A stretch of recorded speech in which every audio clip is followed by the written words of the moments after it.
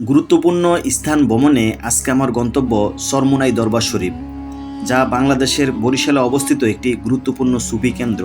এটি মূলত সুফিবাদ ও ইসলামের আধ্যাত্মিক চর্চার জন্য পরিচিত, যা এই অঞ্চলের ধর্মীয় ও রাজনৈতিক জীবনে গভীর প্রভাব ফেলেছে। প্রতিষ্ঠানটির রয়েছে মুক্তিযুদ্ধে গুরুত্বপূর্ণ ভূমিকা। দরবারটির প্রতিষ্ঠাতা ছিলেন মাওলানা সৈয়দ মোহাম্মদ ইসাক সাহেব। তিনি দেহবন্দি শিক্ষার পণ্ডিত, ইসলামী শিক্ষাবিদ ও বক্তা ছিলেন। প্রতিষ্ঠানটির দ্বিতীয় পীর ছিলেন মাওলানা সৈয়দ ফজলুল করিম।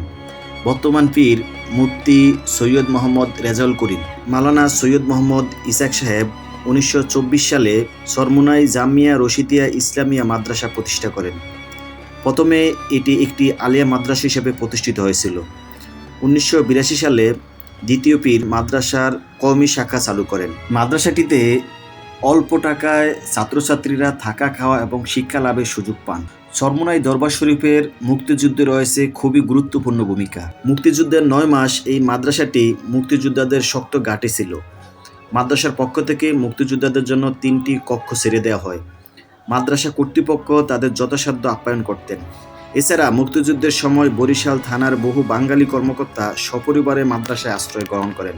মুক্তিযুদ্ধ শুরু হলে তারা অস্ত্রশস্ত্র নিয়ে এই মাদ্রাসা থেকেই তারা মুক্তিযুদ্ধে অংশগ্রহণ করতেন।